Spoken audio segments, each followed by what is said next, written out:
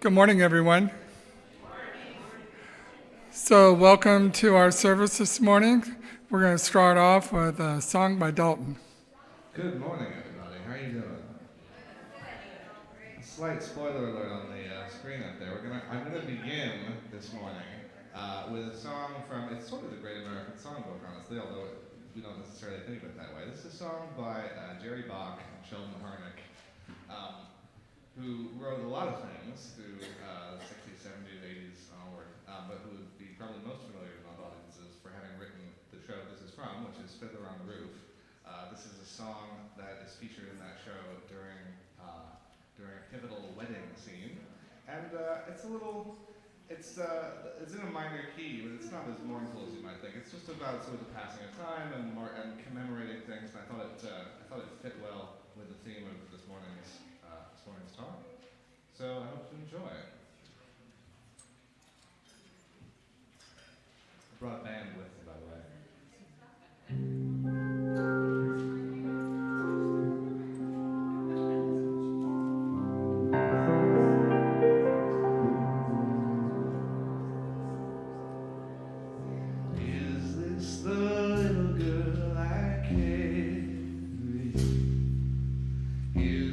The little boy at play.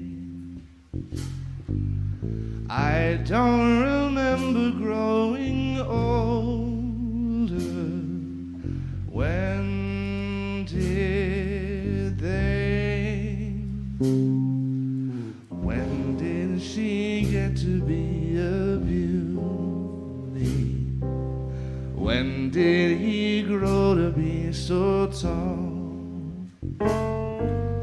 Wasn't it yesterday when they were small?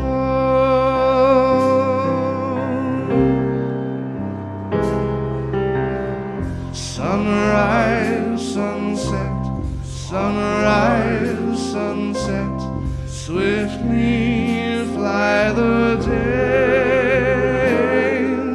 Seedlings turn overnight to sunflowers, blossoming even as they fade. Sunrise, sunset, sunrise, sunset, swiftly flow the years, one season following another, laden with happiness and tears.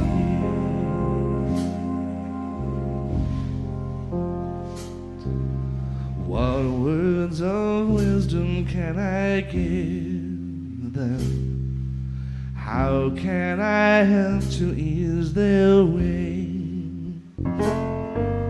Now they must learn from one another, day by day. They look so natural together, just like two newlyweds should be. Is there a canopy in store for me?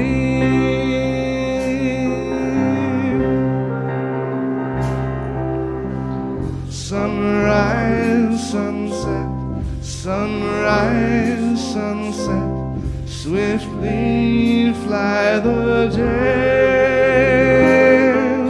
Seedlings turn overnight to sunflowers, blossoming even as they fade. Sunrise, sunset, sunrise, sunset, swiftly flow the years, one season following another, laden with happiness and tears.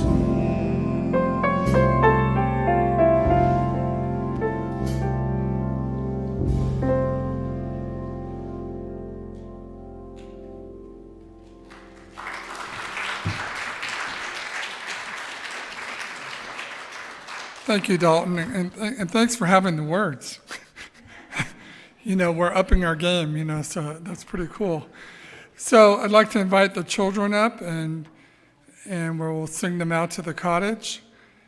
And while we do that, if you want to turn and wave to the camera and also say hi to your neighbor, if you're comfortable with that.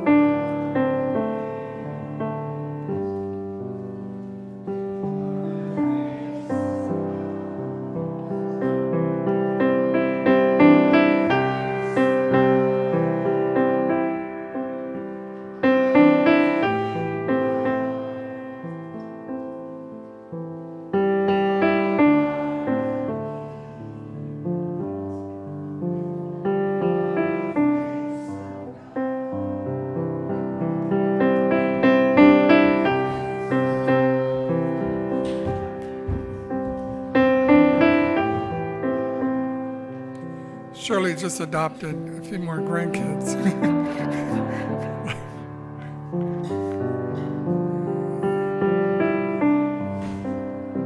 Very sweet. Thank you. So I'm Charlie Bourne, practitioner today. Joining with me is Shirley Wade and also Christy. And so we're here available for prayer support after service. So I'd like to welcome any newcomers. If you'd like an information packet, just raise your hand or pick one up on the way out. Anybody? Well, for the shy ones, they're in the back. You can just pick one up. The other thing I always like to say is, if you want to take one and give it to a neighbor or a friend and invite them to come with you, it's shown that that's the best way to have new people introduced to your center, is to bring them with you as a guest. I feel like this is the Academy Awards. No technical glitches here. So also, if you have a cell phone, if you want to silence it so it doesn't go off during the service, we appreciate that. And then I'd like to acknowledge that we have Lindy on the sound booth. We have the kitchen cookies, and we have Linda on the board desk. She's sitting up here because she's going to help with the announcements in just a few minutes. So I'd like to acknowledge all that. And also, I want to thank everybody who showed up for Landscape Save yesterday. We had a wonderful day. We got a lot done, and you'll see that our garden in the back doesn't have the tall bamboo anymore, so it's safe to go there.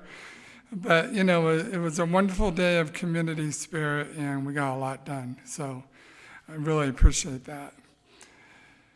So we're going to start the service with a few announcements, and we're going to begin with Cher and Sue with the joint announcement. And then Linda will be coming up and joining with me for the regular announcements.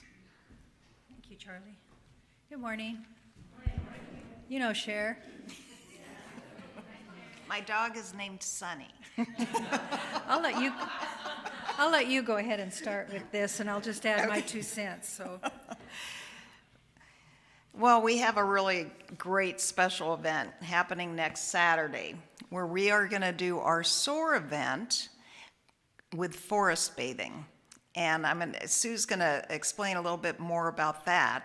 But what SOAR stands for is the Spirit of Adventure Renewed, and we explore the 75-mile radius around Reading. And we try to do every third Saturday so you can get it on your calendar and know that it's going on. We also have an email list and a Facebook group. And when you go down the corridor, when you leave today, you'll see everything we've done this year with the last bulletin board.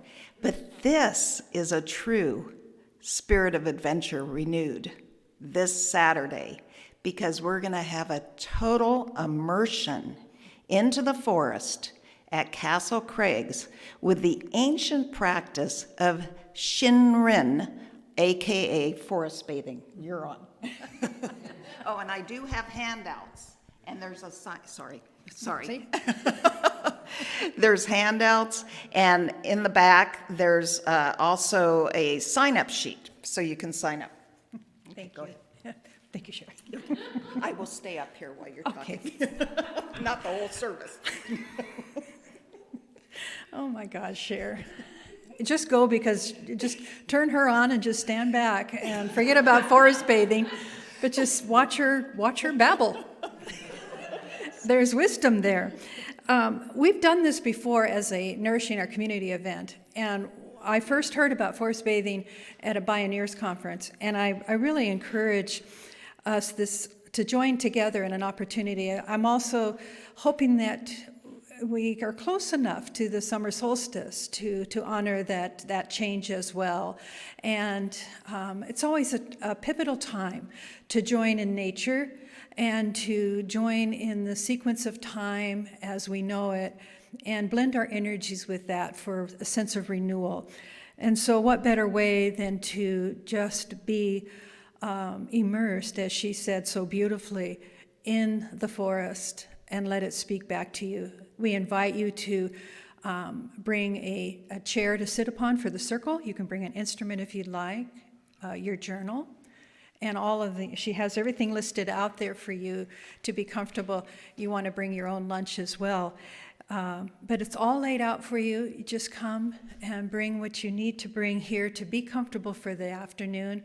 And it's a spiritual practice joined in community. And it's easy because I can't do anything hard. So don't worry. And here comes Cher again. I'm hooked off the stage.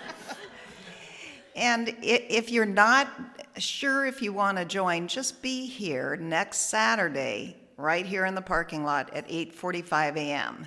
And so I'll have the itinerary again next Saturday morning here, and then we'll do quick introductions. You'll get the itinerary, and we will carpool up and back. So make it easy for you. No gas. Thanks. Okay, thank you. Great, thank you. So Linda and I are going to share in the announcements. So Linda's going to go first. We had a little rehearsal earlier. Yes, we did. Yes, we did. And the first announcement is for anyone who is thinking about becoming a member. Please go to the membership meeting with Reverend Sue at 11:15 to 12:15 in the conference room, and she'll just share with you what we're all about and help you to make a good decision about joining. On Monday, the 12th, Sacred Sisters meets 7 to 8:30 with Sue MillerBorn. The theme is Speaking Our Truth. They're completing a series reviewing spiritual alignment to the beautiful divine energies that run our systems. So that sounds really amazing. The men's group also meets Monday evening with Roy Wolfstead, 7 to 9 p.m. The men's group is centered around discussions and creating friendships among the men in the community. And Crystal Bowl Sound Healing Bath with Irene Blummer. Could you please stand? Hi. She is going to be presenting Crystal Bowl Sound Healing Bath on Friday, June 16th. From 6:30 to 8, immersing yourself in the journey of sound vibration. It sounds amazing, thank you. And Grace of Aging Workshop, Sage Workshop with Shirley Wade and Reverend Sue MillerBorn, Saturday, June 24th, 9:30 a.m. to 12:30, so a half a day there. The call to awakening service to something greater. And so in this workshop, they're going to dive into the conversations that will inspire all of us to share more with others and reach your full potential and find a way to share it with others. Charlie Bourne.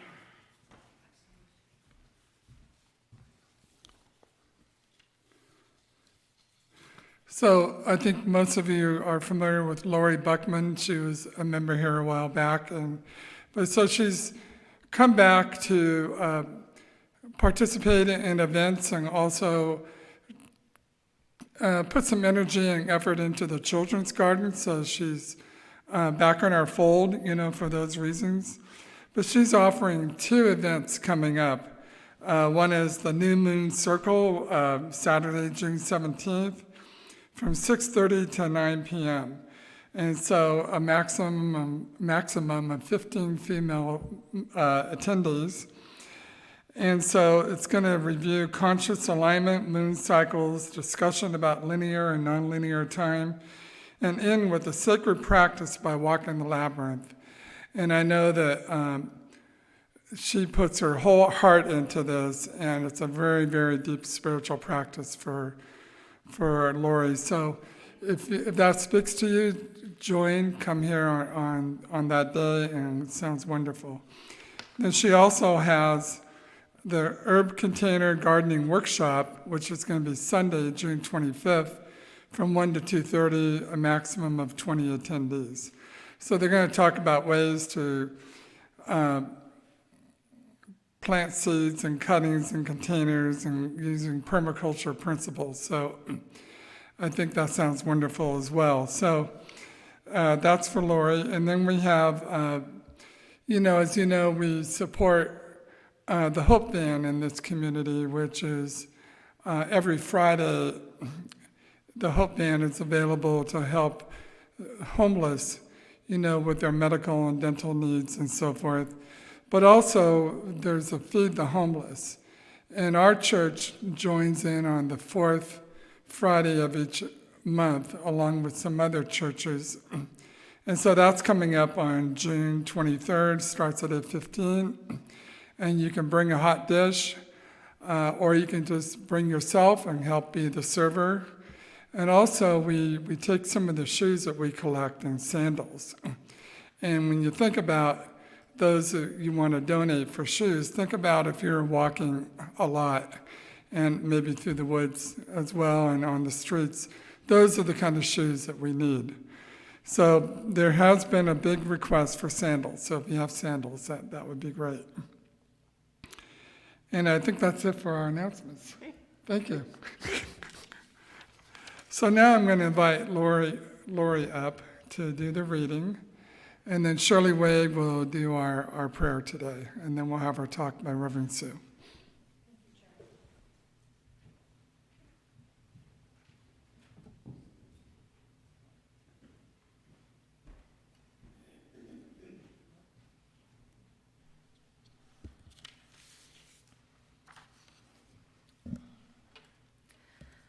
Please note, Inuit are the Aboriginal people of Arctic Canada.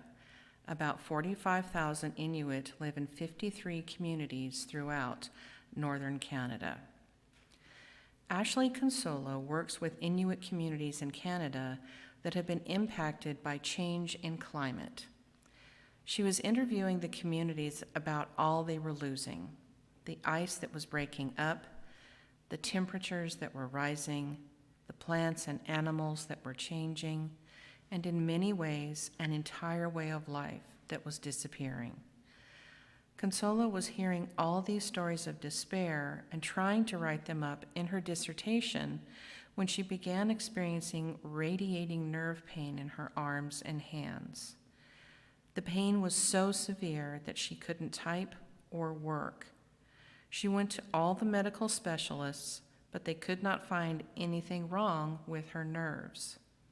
Finally, she went to one of the Inuit elders, and he told her, "You're not letting go of your grief. Your body is stopping you from typing because you are intellectualizing it, not feeling it. Until you get it out of your body won't function." He told her she had to make space for her grief and speak it. And she also had to find awe and joy every day. She went into the forest. She immersed her hands in an ice-cold river and asked the water to take away the pain. She apologized to the land for the harm that she and others were doing. It was a reckoning. After 2 weeks of crying and letting the grief flow out of her body, the nerve pain was gone. The depth of our grief is a reminder of the depth of our love. Jane Goodall, The Book of Hope.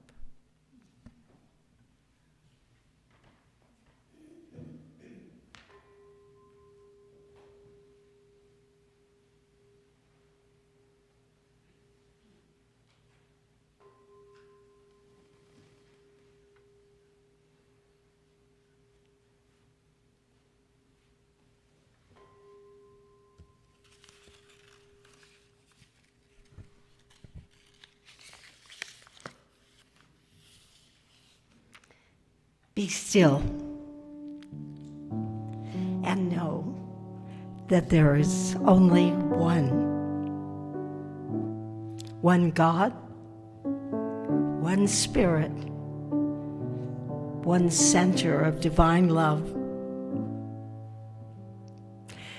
We see the work of God as we behold the beauty that surrounds us, the love, the light, and the sense of peace that we feel within. We are a part of this divine source, and through the depth of our being, we realize our oneness with Spirit and with each other. As we sit together during this quiet time, we become aware of our own unfoldment. We learn to trust our inner wisdom, for we recognize that quiet voice, that voice that is the source of our knowing. We realize that many resources are available to us as we let go of our attachments and surrender to our source of higher wisdom. We reach out to the divine, and as we do, we are inspired to take whatever action and make whatever effort is needed for our highest and finest good. It is with love and gratitude that we align ourselves with the divine within. We release this word to Spirit, and together we say, and so it is.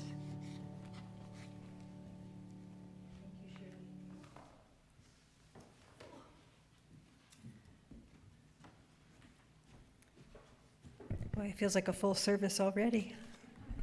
Thank you for your attention. This is a tender topic, and I appreciate that you're here today to see what there is for you to hear, what is going to be yours to take away. And I always like how Lori does our readings, because it's not just grief about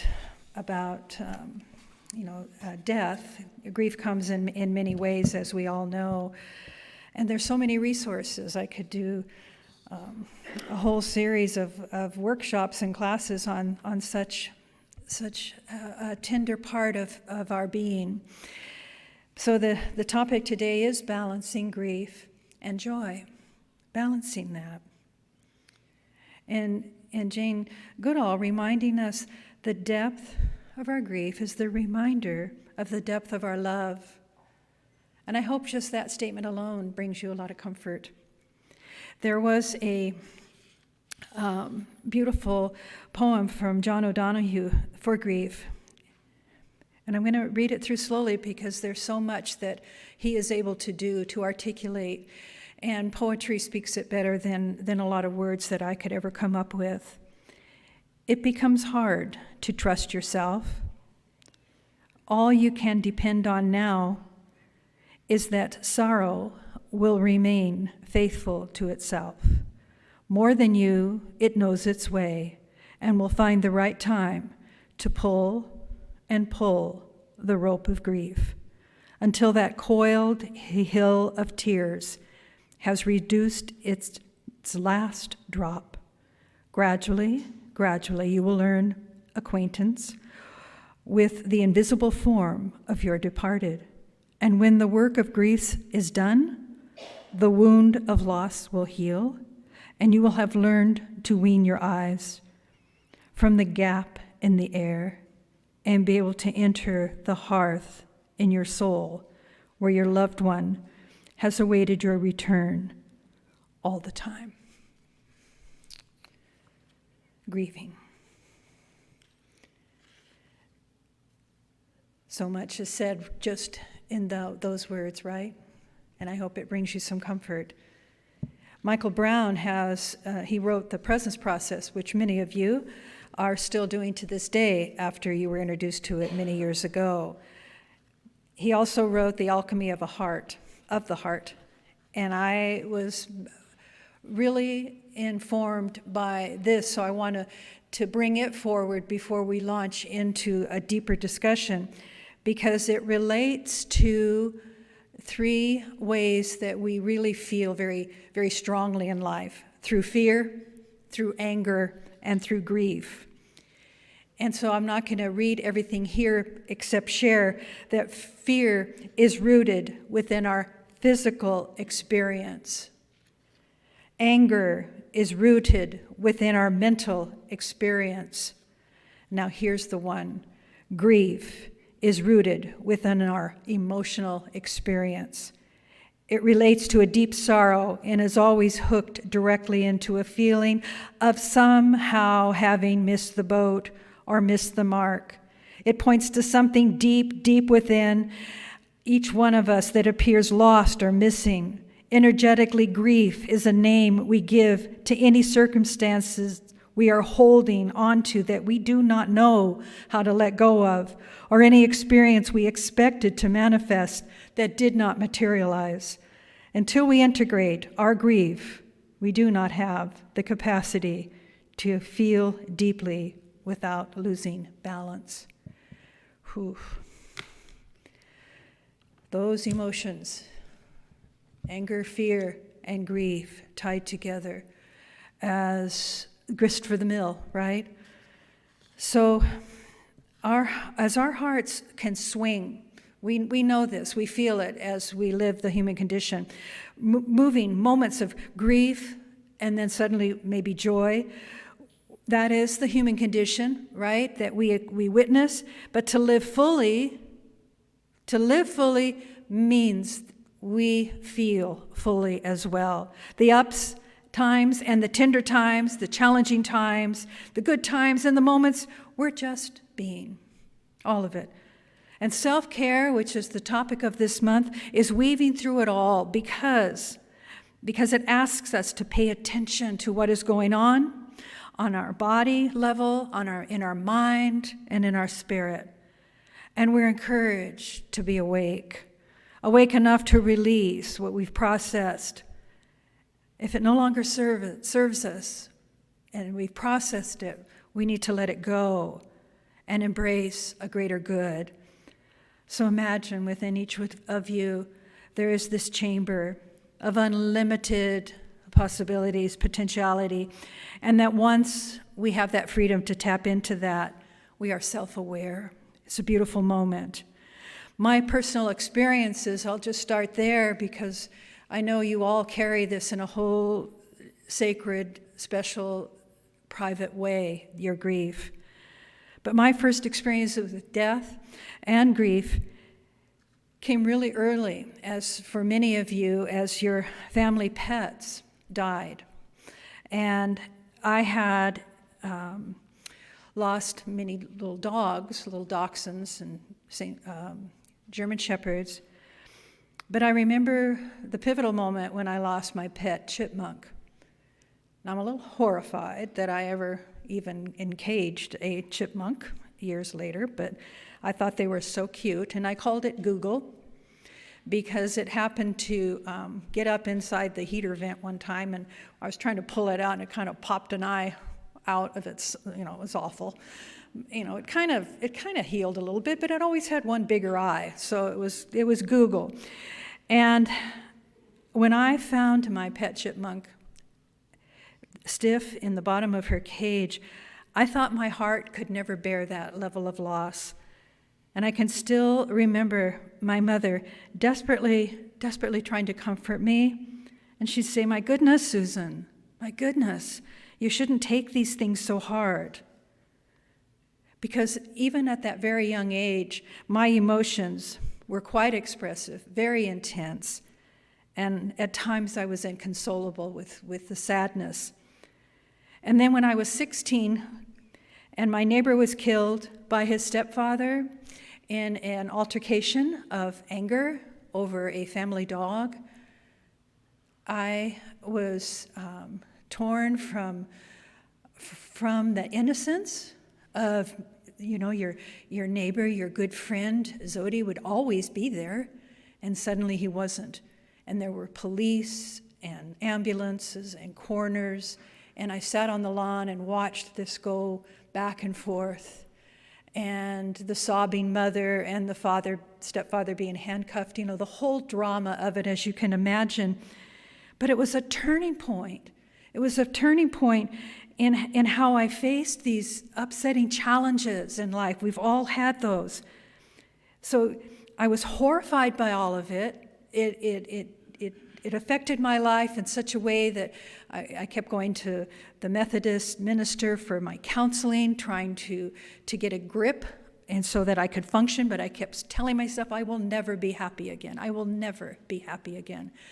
And at the funeral, I sat with the family, and it was an open casket, and I remember going up to say my last goodbyes to Zodi, and I remember laying my hand on the chest, and it was so heavy, lifeless, of course, dense. And I thought of my chipmunk, that same emptiness that death leaves.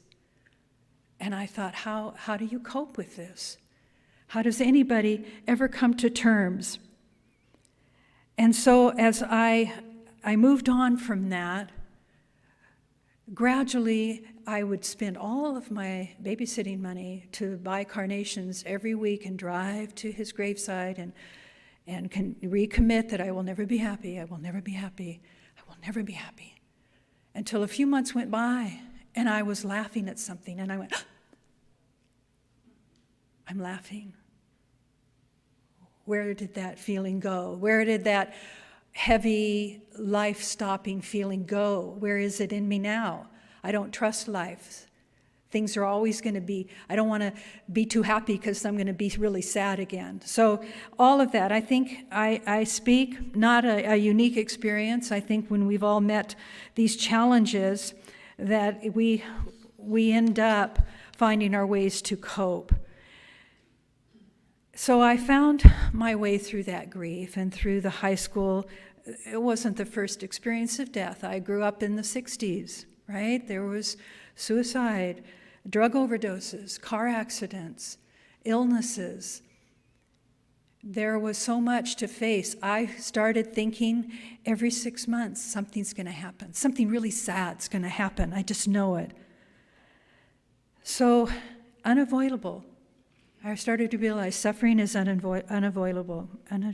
Unavoidable. Reminds me of just how Siddhartha started his path.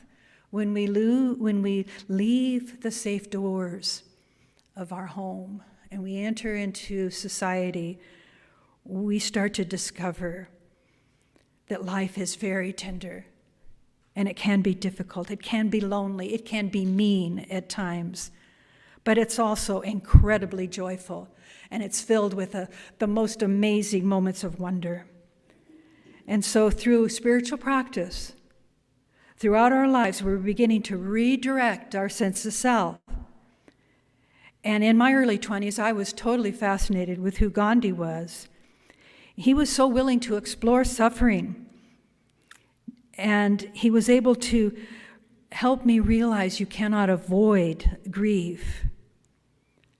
And he said these words: he was willing to explore suffering we bear when we try to avoid grief of dealing with those we start calling our enemies. In particular, he planted the seed to learn to use love and patience in addressing those that opposed his values and his views. I love this so much. He had said, I don't want to be home only with my friends. I want to be at home with my enemies too. And I think that's one of the heartbreaks and grief that we're feeling in our society right now, because it seems like we're so polarized and it hurts. And I want to be at home with it all. And so that's finding that oneness. So he's a role model to all of us, a man who walked his talk and lived his truth. So he helped me start that journey, start that path. May this be my journey to strive, to find common ground. So I hear from a lot of people when I'm doing different classes, when did things shift for you? And as for myself, as for them, it was when they entered college and they started taking world religion courses. I don't know if that was one of your stories. It starts to shift us. My first exposure was the Upanishads with the Rig Veda, and that text just jumped out at me. It says, lead me from the unreal to the real, lead me from the darkness to the light, lead me from death to immortality, to everlasting life. And I hung on those words. What does that mean, this everlasting life? And as I was exposed to all of these different truths and practices, I also realized and started to wake up that I was really living my life with a lot of negative influence coming from my own self. So grief kept me questioning. I was seeking understanding. What dies? Why does it have to die? And why do some of these inquiries lead us to such different feelings? Nothing was black and white, but it was all coloring our lives with a new depth. Pretty important and powerful time. Spiritual practices was what started to awaken in each of us. So there was about meditation in particular. Eshwaranik Nath is a masterful yoga teacher. He passed away many years ago, but his works live on. He was a prolific writer. And in this one, A More Ardent Fire, he says, in deep meditation, when consciousness is withdrawn from the body and senses, there actually come a few minutes when you let go beyond the body. In meditation, when you let go beyond the body, the 5 buttons of the body jacket, the senses, these are undone, and for a short while, you're able to slip your arms out, hang up your jacket in the meditation room, and rest in your real nature. It is this taste of immortality right here on earth, and there is such joy, such a deep sense of peacefulness and rest, and afterwards, you're willing to give everything to extend those few precious moments into living it the full 24 hours in that day. Just that image. Our senses are what keep us so engaged with the outer experience in life. And this invitation to take off that jacket for a little bit of time every day. And I also was led, and I'm sure some of you, exploring my understandings through what some people call the woo-woo and the psychic world, the mediums. I found it all fascinating. I like it all. And I had a new relationship with my Ouija board. It gave me a lot of answers. And there were books such as Seth Speaks. Some of you even know what I'm talking about when I mentioned that. But as well as the Bhagavad Gita, as well as Autobiography of a Yogi. They all started saying, here's your information, here's what you've been praying for, here are your answers. So I began interpreting the experiences and the challenges of life with a more hopeful a more hopeful grasp on what grief and death is. And it still tore me up, but I was hopeful for signs that encouraged me to think more deeply about what about angels? What about heavenly grace? What about that which transports one out of suffering? So I started looking back into the sweet invitation of spiritual practices, to go deeper into sacred scripture, to anchor my journey to know more and more about consciousness and how death it only seems to interfere. Now, I know we've all survived those years of low self-esteem, insecurity, fear, awkwardness, moments of feeling really lonely, and that hideous one of not feeling good enough. Every phase of life can reveal new, raw emotions that either torment our psyche or awaken us to a greater revelation of self-love. So where does joy come in? We all have the opportunity to meet joy where it is because it never abandons us. It never leaves us. It is a God quality that thrives in our being. In times of uncertainty, we're being shaped by situations. Mark Nepo says, when facing what is ours to face, we are surprised to learn time and again that under that what seems unbearable is the rest of life waiting to be lived. He reminds us, in time, the inexhaustible universe can touch anyone brave enough and tender enough to everything around us. So whether you call it this vastness of God, Atman, Dharma, Allah, nature, quantum physics, each of us is infused with what matters if we face the truth of our lives with love and love each other in spite of our differences, and live into the deeper questions. What is love calling out for me to do here? Joy, the sweetness of our soul. In yoga, it's known as sukha. It's an authentic state of happiness within our being, and it's lasting. It goes nowhere. It's like the pilot is lit the moment you took birth, and that pilot never goes out. That everlasting joy within you. It's the ultimate bliss, is known as Ananda, if you've heard that before. It's beckoning us home to the heart, home to where that flame never is extinguished. It's often the path of grief traveled and experienced that lead us to the ultimate joy of being. This joy naturally arises, of course, from the heart. It's always within you and ready to be expressed. And believe it or not, it is on the other side of grief. It's right there aligned, right there with grief. So we meet our trials, and we see them now as a messengers to face so that we can evolve. Shutting it down and ignoring grief ultimately will break your heart. As a nurse, I know this, I've seen it with Takotsubo syndrome or the broken heart syndrome, which you might hear more. Broken heart syndrome.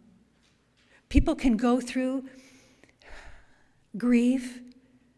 They think they're processing it, but they're really ignoring it and trying to be busy around it. They're trying to put on a face around it, but deep inside, we're not noticing that they are broken and they're suffering. And we need to reach to them. If you know somebody who recently lost somebody or is going through a terrible trial of anything that brings up grief, reach out. We need each other now more than ever to reach out. We had Lolita Hughes here, Reverend Lolita Hughes, for many years. She sat right where you're sitting, Susan. She and her sweet little husband, wise, brilliant people. And then he started to fail, and then he died. And it was just a few months later, she was the epitome of a woman in strong health. And she had a heart attack, a heart event. The heart cath showed perfect, clean coronary vessels. I sat at her bed, and we talked about what that means. Why did I have the enzymes of the cardiac enzymes, everything elevated? The EKG showed the damage. Her echocardiogram showed a big ballooned out heart. What is all this then? She had the broken heart. Spiritually, she was trying to just band-aid her grief with spiritual truth, which is helpful on one level. She needed to wail. She needed to cry. Her beloved was gone. And so she'd ask me as I sat on her bed, I said, what can we do with this? How can you process your grief? You loved him so much. And she said, can you bring me what you said at his service? Can you bring me that? I want that in writing. And so I got it for the next day, and I went to find her. She passed away during the night. And I remember just standing in the halls where I had a private moment, and I wept because I was too late. But I also was glad that we had that conversation, and that from then on, every heart patient that I ever talked to that had this takotasubo, this broken heart, don't pretend it'll just go away. Feel what you need to feel. Find love outside yourself to lean into. Oh, I want to close this because I know there's so much to say, and there's so much to say to each one of you personally on your grief and your joy. They do seem so opposite. But grief is really lighting the way to our healing. Sparks of joy are always going to be revealed to you. It's the invitation to open your heart, dear ones, to that deeper listening. Because that's the joy calling you home. And when you're ready, you will know. At a graveside memorial that I did yesterday for some people I did not know, they're from out of state, and they wanted to bury their mother here in Anderson. And they were all strangers to me. So I began sharing what I had just written down from what the daughter had sent me. And I said, if anything comes up, it's just family, just 14 people. If anything comes up as I start talking, I don't know Jessie, but you know Jessie. So if something comes up that I have failed to mention in honor of her, speak up. And they're all going, no, you're good, you got it. And that's family. I'm thinking, okay. Well, I finished, and her daughter said, I didn't think I had anything else to say, but something you said made me remember. And then, boy, another 15 minutes, they all started sharing stories, laughing, crying, remembering Jessie. That's how it is. Ernest Holmes reminds us, memory is the storehouse of all our conscious thoughts, and it is always active. So we can trust in that. It'll be there to serve you. So who better to speak about this process, walking each other home, than our dear Ram Dass. So Judy, I'll have you come up and start playing the keys.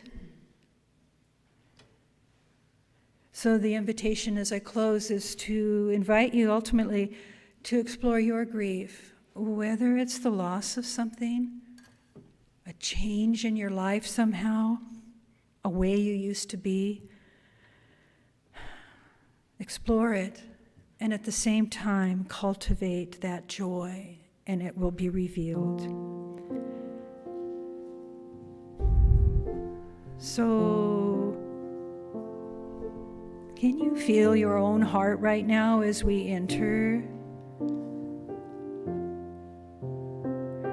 Reaching in to our own self as an act of love and self-care. Why do you even come to the church, the center? It's to find a truth. It's to find someone that will listen to you. or someone that you can listen to. When Ram Dass was asked, how about grief? The person said, I think it's important. People sometimes feel guilty about grieving, like they're not spiritual enough. They feel like they're a drain on their friends, and it compounds their guilt.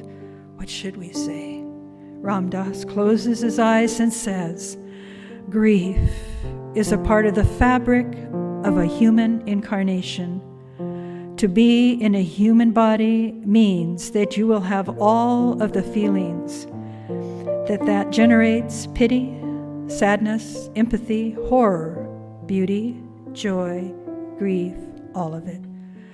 Our humanity is as much of our truth as our divinity is. To deny either one is to go astray.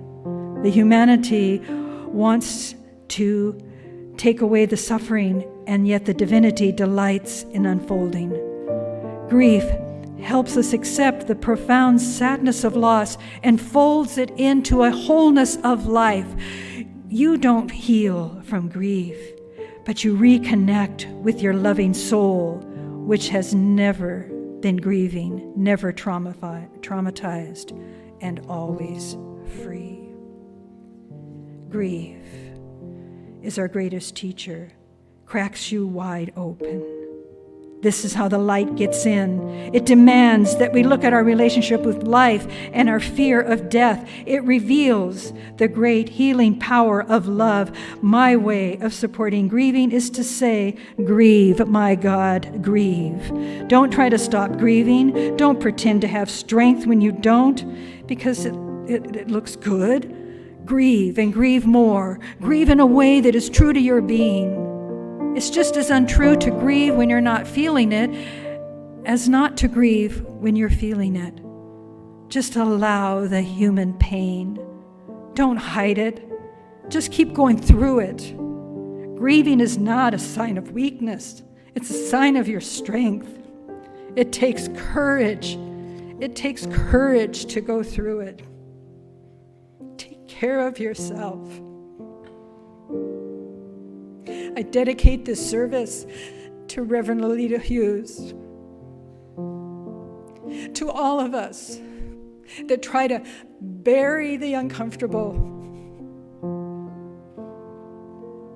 And yet, it is the tears that others see that knows that suffering can be touched and it can be loved. So I pray this day that you never feel alone, that you find the comfort and the strength and the joy that is right there within you.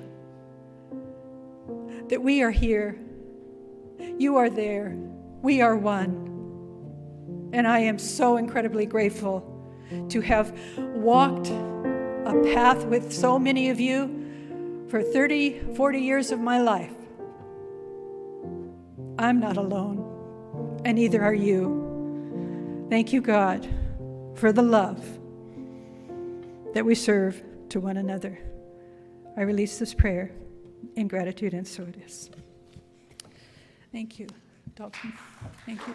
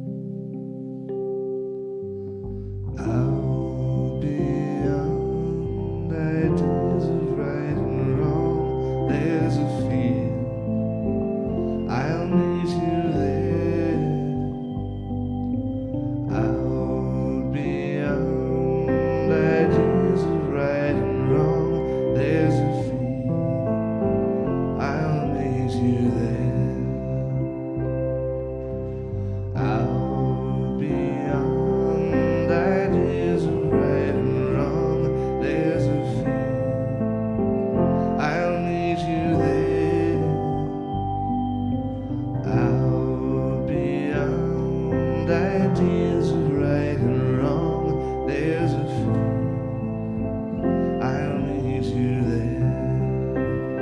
A field of love, a field of forgiveness, a peace which passeth understanding.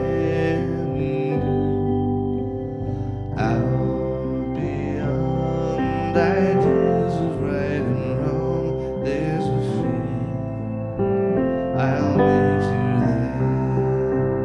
A field of love, a field of forgiveness, a peace which passeth understanding. Out beyond ideas of right and wrong, there's a field, I'll meet you there.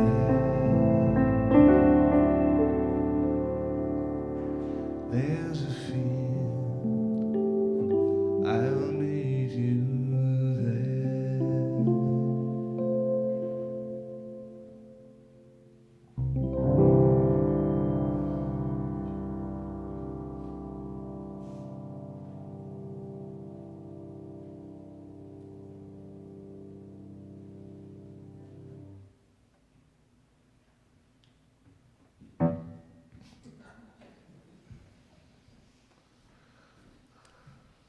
Thank you, Dalton. That was a perfect choice. So I'd like to invite the ushers forward. I got a little sniffly there. Thank you, Sue. That was a wonderful talk.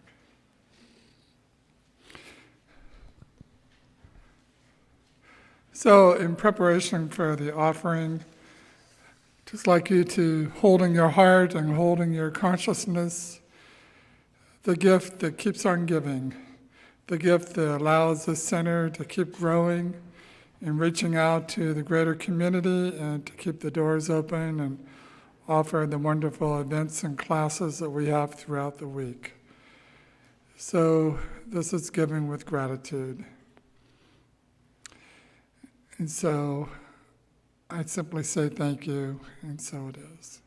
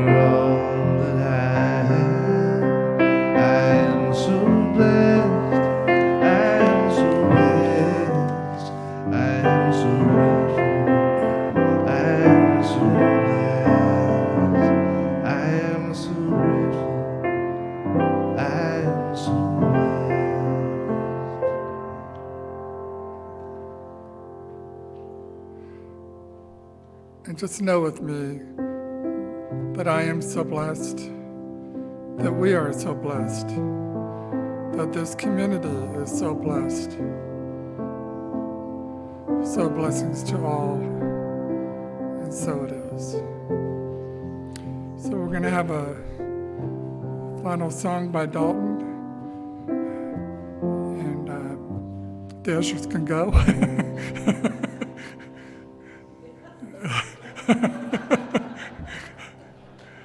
But you can stay here too. Come on up. So we're going to have a final song by Dalton, and then Sue will come up and say goodbye. But just a reminder, like on all the announcements and all the events, you can sign up with Linda at the information desk. You can go online and sign up and pay right then and there. And so there are many ways to participate, and we would just love to have you joining all the events that you can manage throughout the week. It's a busy place during the week. If you come here on any given day, there's a lot of cars moving back and forth. Not just the homeless, but us too. There's a lot happening, and so it's just a joyful place. So thank you, and then Dalton. Please stand on up if you feel comfortable doing so. Stretch yourselves out. It's a glorious, sunshiny day outside. Breathe deep with me now and sing along to a familiar prayer.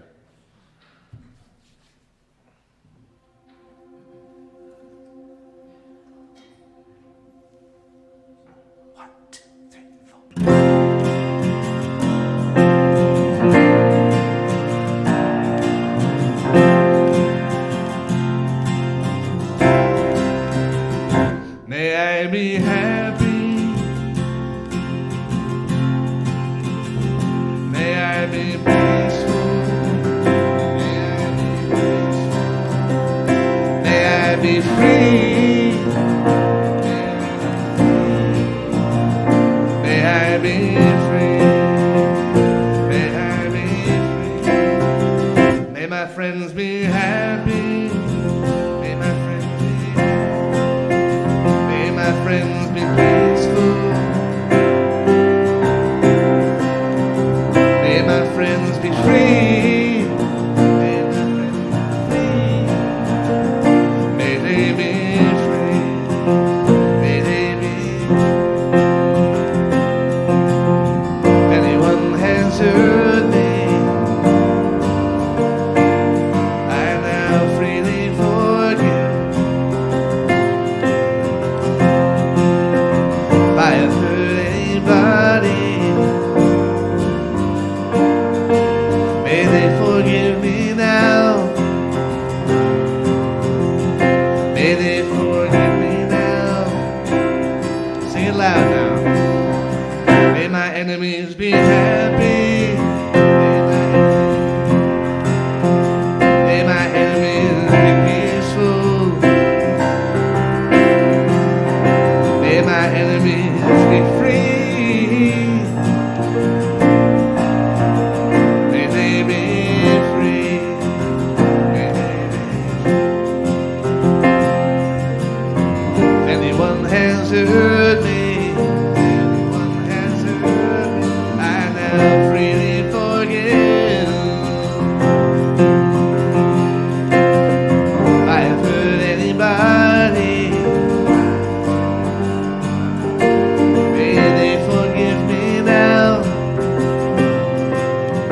I forgive myself right now.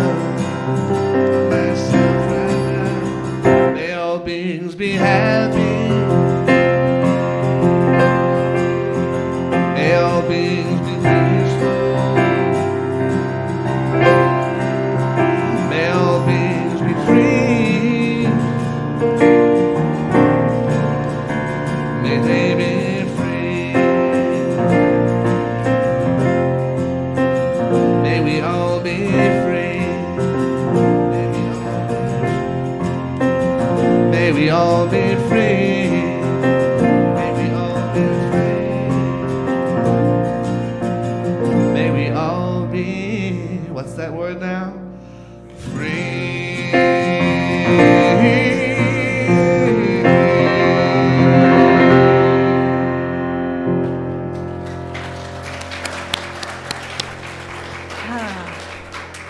Oh, yeah.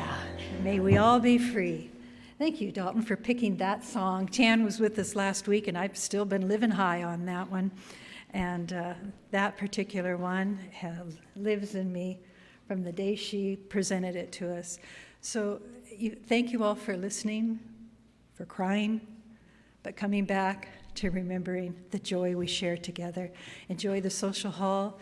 We'll be in the 11:15-ish. Grab something to eat. I'll meet you there in the meeting room in the office. So have a blessed day. Thank you.